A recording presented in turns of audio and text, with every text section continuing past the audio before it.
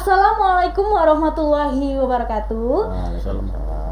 Sobat Smamif, bertemu lagi bersama saya Habibatur Rahmatil Haq, biasa dipanggil dengan Ustazah Bibah. Kali ini podcastnya kita kedatangan bintang tamu dari bapak-bapak pimpinan Muhammadiyah.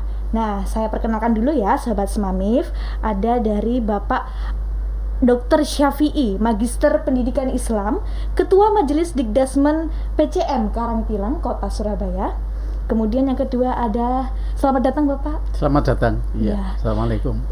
Yang kedua ada dari Bapak Abdul Rahman Hakim, Sarjana Agama, Ketua Pimpinan Cabang Karangpilang, Kota Surabaya. Selamat datang Bapak. Selamat datang. Ya.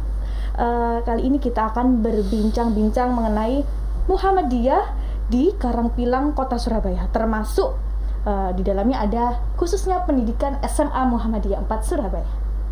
Baik, pertanyaan mungkin yang pertama yang ditanyakan untuk kalangan awam, bagaimana sih Pak sejarah awalnya SMA Muhammadiyah 4 Surabaya ini bisa berdiri, hadir di tengah-tengah kota Kecamatan Karangpilang, Kota Surabaya ini? Oke, baik. Assalamualaikum warahmatullahi wabarakatuh. Assalamualaikum warahmatullahi wabarakatuh. Kita sebenarnya sudah lama ya, paling tidak saat itu tahun 70-an, ya pertengahan tahun 70-an, sekitar 75, 76, itu daerah Karangpilang itu belum ada sekolah setingkat SMA. Saat itu sekolah-sekolah SMP sudah berkembang cukup banyak, ya cukup lah. Nah, kemudian kita juga sudah punya SMP Muhammadiyah 6. Nah, untuk menampung lulusan dari SMP Muhammadiyah 6 itu, kemudian didirikanlah SMA Muhammadiyah 4 yang saat itu posisinya ada di pertigaan yang sekarang masuk Iyung. Nah, itu dulu satu komplek ada SD, ada SMP, dan ada SMA. Nah, SMA-nya SMA Muhammadiyah 4. Nah, awal-awal yang masuk sekolah di sana memang rata-rata orang di sekitar situ, orang-orang yang tidak kepingin, orang-orang yang tidak kepingin sekolahnya jauh dari rumah mereka, dan orang-orang tua mereka juga menghendaki tidak perlu sekolah jauh-jauh. Maka kemudian dengan didirikannya SMA Muhammadiyah 4, respon dari masyarakat ya lumayan bagus, karena tahun awal itu juga sudah ada sekitar hampir 30 siswa yang masuk, kan itu yang daftar di sana. Dan itu menjadi perhatian pengurus Muhammadiyah saat itu. Nah, itu sejarahnya. Kemudian tahun 84 atau 85, karena ada informasi bahwa Jalan Mastrip itu akan ada pengembangan, kemudian SMP dan SMA kemudian dipindah ke sini. Ya, jadi SMP Muhammadiyah 6 dan SMA Muhammadiyah 4 itu adalah pindahan dari yang dulu posisinya di Wiyung. Itu sejarahnya, sehingga berkembang ini sampai sekarang. Dan alhamdulillah sekarang ini karena memang semakin lama semakin berkembang, semakin banyak muridnya, maka fasilitas yang ada perlu dilengkapi dan ditambah. Dan alhamdulillah ini sudah lumayan untuk saat ini. Saya kira itu untuk sejarah singkatnya ya. Sejarah singkatnya seperti itu. Wow, dari dulu awalnya masih ada SMP, SD, belum ada SMA.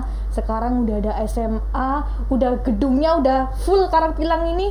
Dari lantai 1, 2, 3 punya SMA ya Pak? Udah SMA sekarang. Alhamdulillah, fasilitasnya lebih lengkap lagi. Subhanallah, perkembangannya pesat sekali dari tahun 80 hingga saat ini. Nah, kemudian kita tanya nih sama Bapak Syafi'i ya, Sobat Smamif.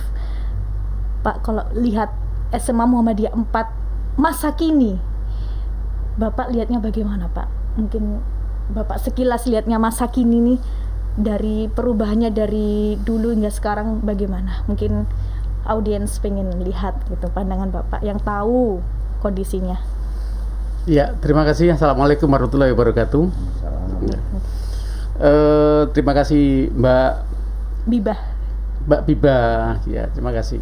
Jadi begini, memang sekolah yang bagus itu kan bagaimana mengikuti perkembangan zaman. Sebab kalau orang mendidik itu aja dengan zamannya, itu kemudian menjadi kedaluarsa kan begitu. Lah, saya melihat SMA Muhammadiyah 4 atau yang dikenal dengan SMAMIP itu juga mengikuti itu. Artinya jika tidak mengikuti maka kan akhirnya ketinggalan dan sudah tidak update lagi, tapi out of date itu. Lah, buktinya apa?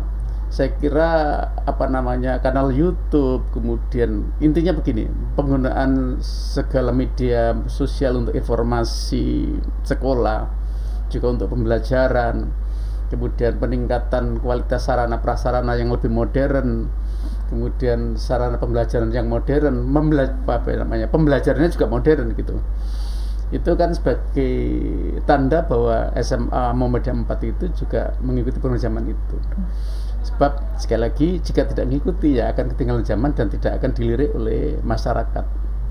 Seperti itu. Kira-kira itu. Ya. Jadi kalau beliau Bapak Syafi'i ini melihat perkembangan sekolah SMAMIF itu semakin modern, mengikuti zaman. Nah, buat teman-teman di sini yang penasaran lebih lanjut tentang SMA Muhammadiyah 4 Surabaya, bisa dilihat Instagram kita, YouTube kita, channel kita, juga banyak semua kegiatan siswa-siswi kita yang bisa mengasah kemampuan di era digital ini. Contohnya seperti public speaking di ruang broadcasting ini, kemudian ada juga lab bahasa kita ada, kemudian ada juga lab komputer, ruang IT kita ada di sini, memaksimalkan era revolusi industri 5.0 ya Pak ya, seperti itu.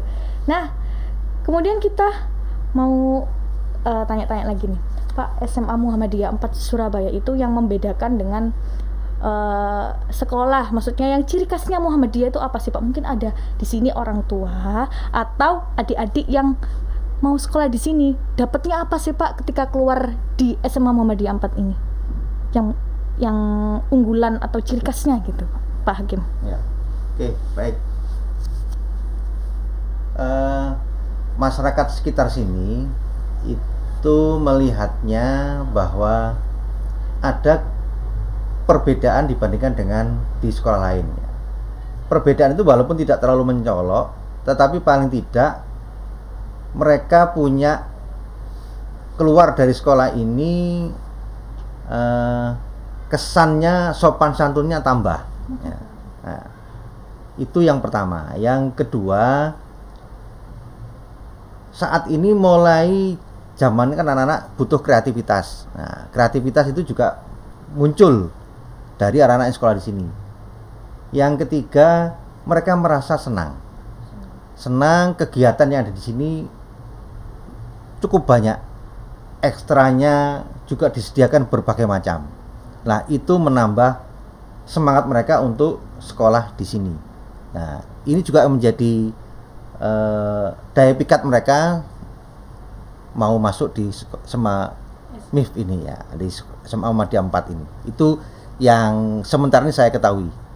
Ya. Jadi sopan santun, ada kreativitas ya Pak ya. Daya pikat dengan kegiatan ekstra yang cukup banyak. Oh, ya. Dapat menambah ini, memanfaatkan potensi siswa bermacam-macam itu kita punya. Dari ekskul yang saya ketahui itu Pak Hakim, ada kita juara di paskib, ya kan, itu biasanya anak-anak yang suka gerak itu paskib, futsal kita juga juara, kemudian dayung kita juga juara.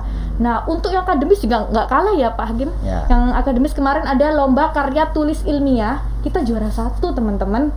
Wah, ini akademis anak IPA ini. Kemarin yang menang anak IPA. Kemudian juga biasanya juga ada olimpiade. Itu kita ada yang namanya Muhammadiyah itu olimpiadenya apa Pak? Sekarang MA Award. Kalau dulu kan Olicon. Nah, sekarang diganti MA Award. Nah, ini membedakan juga dengan SMA lain ya Pak ya, sepertinya. Ya, ini kan pesertanya se-Jawa Timur, bahkan sekarang dikembangkan tidak se-Jawa Timur, seluruh Indonesia dipersilakan kalau mau ikut. Tapi memang awalnya dari sekolah-sekolah Muhammadiyah ada di Jawa Timur. Awalnya seperti itu. Iya. Nah, beberapa tahun yang lalu justru bukan sekolah Muhammadiyah saja yang ikut, ada sekolah lain, bahkan negeri pun ada juga yang ikut. Dipersilakan, tidak masalah. Untuk ajang kompetisi untuk anak-anak kan gitu. Iya. Ya. Jadi di Muhammadiyah ini juga ada kompetisi tingkatnya nasional secara akademis. Ya, jadi itu yang dilombakan bisa dari siswanya, tenaga pendidiknya, Ya. staf sekolahnya, juga dari siswanya. Sekolah, termasuk sekolah juga. Termasuk sekolah. Manajemen sekolah juga. Manajemen sekolah juga diikut kompetisikan. Wow, gimana kita bisa melatih siswa-siswi kita untuk berkompetisi antara satu sama lain, sehingga jadinya tidak minder gitu Pak ya. Kalau misalkan nanti lulus gitu sudah terbiasa gitu mengikuti kompetisi di tingkat provinsi maupun nasional.